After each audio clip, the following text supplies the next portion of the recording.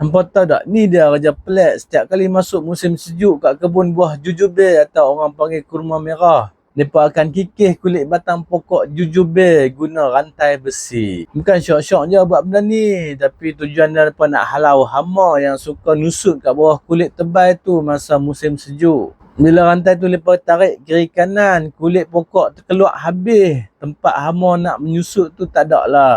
Sekali sapu, semua penyewa haram keluar habis.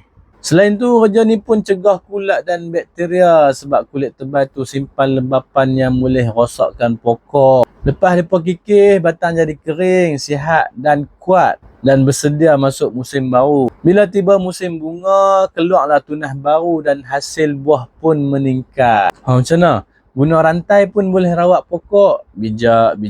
Hampa tak payahlah buat kat pokok hampa sebab Malaysia tak ada musim sejuk. Sila komen.